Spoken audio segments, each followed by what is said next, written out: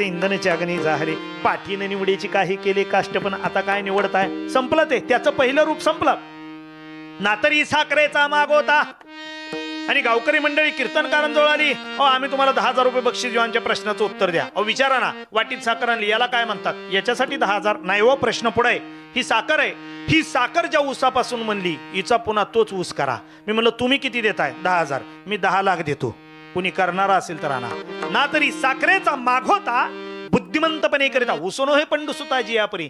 एकदा ऊसाची साखर झाली, किती पंडित विद्वान असू द्यात, पुन्हा साखरेचा ऊस नाही. लोहाचे कणक झाले, एके परिसाचे गेले, आणि किती कैचे गेलेलो होतो. आणि ऐक अर्जुना, एकदा लोखंडाचं परिसाच्या स्पर्शानं स्वर्ण सोनं झालं ना, की या सृष्टीवर दुसरा असा कोणता दगड आहे की त्याचं गेलेलं लोखंड पण परत आणेल.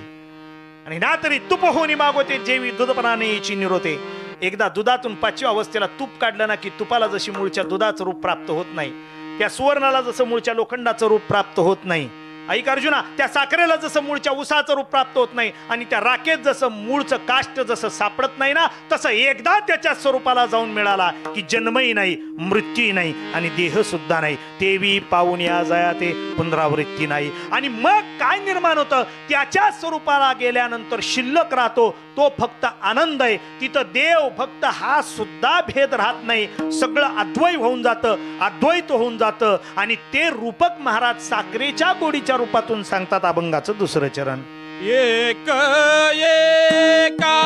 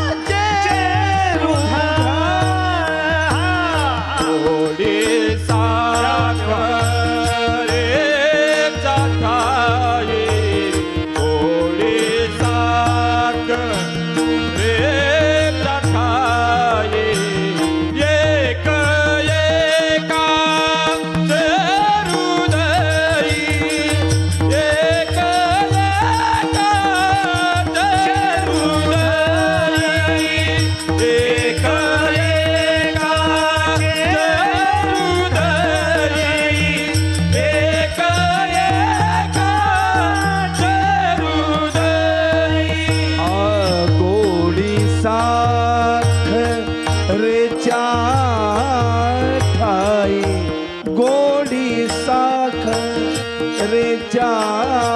ठाई एक एका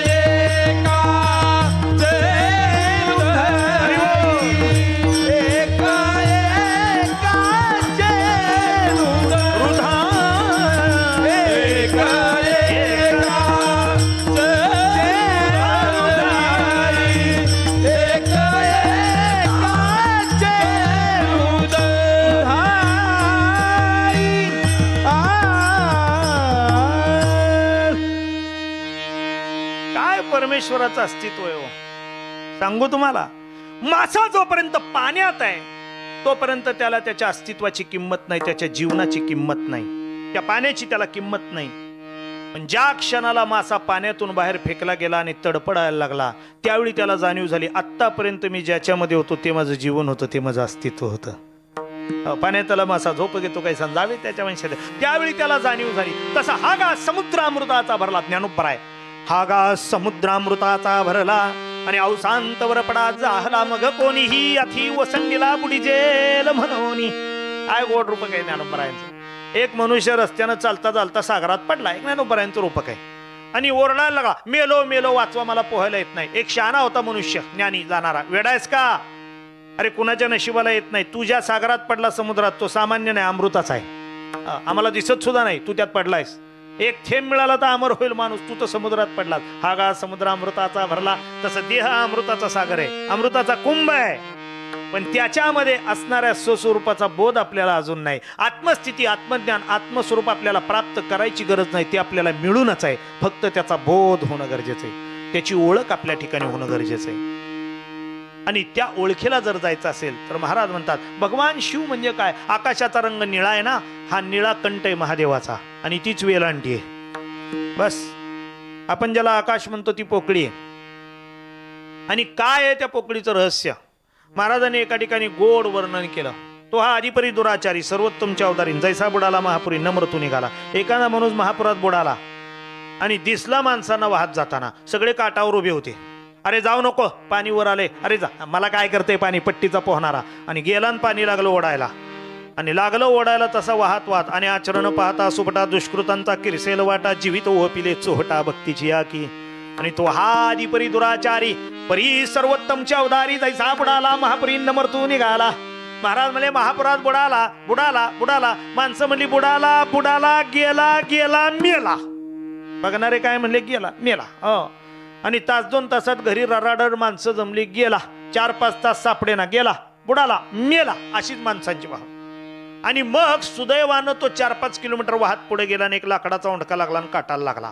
बाहेर आला. अहो घरी काय झालं असेल, एका 2 व्हीलरवाला हात केला, बसला आणि घरी बघतोय तर दारात माणसं याच्याच नावानं रडतायत.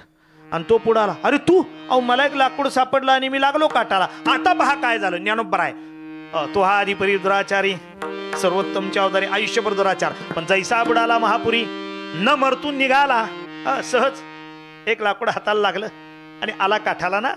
तसं आयुष्यभर किती पापानी दुरा, शेवटच्या क्षणाला जर त्याचा बोध झाला, शेवटच्या क्षणाला बोध झाला, त्याच्यातून मुक्त आहे तुम्ही पापाचरणातून. कळलं का? न मरतून निघाला. मग ज्ञानोबा आहे तयाचे जीविता इल थडी आले. मग बुडाले पण जीवी वाया गेले. काय म्हणतात ज्ञानोबा आता पहा. अरे मग चुकून त्याच्या हाताला एक काष्ट लागलं, लाकूड लागला आणि वाचला ना. जैसा बुडाला महापुरी न मरतून निघाला ना. मग आता लोक जी तो बुडाला बुडाला म्हटले, हे म्हणणं जसं व्यर्थ गेलं, वाया गेलं. तयाचे जीविता इल तडे आले, म्हणून बुडाले पण जीवी वाया गेले. लोक मेला बुडाला म्हणली, हे जसं आता व्यर्थ झालं. तयाचे जीविता इल म्हणून बुडाले पण तेवी नुरेची पाप केले, शेवटीला भक्ती. आयुष्यभर पापाचं स्मरण झालं आणि शेवटच्या क्षणाला परमेश्वरी तत्वाचा बोध झाला. आणि मग गंगेमध्ये जाऊन पाप धुतो.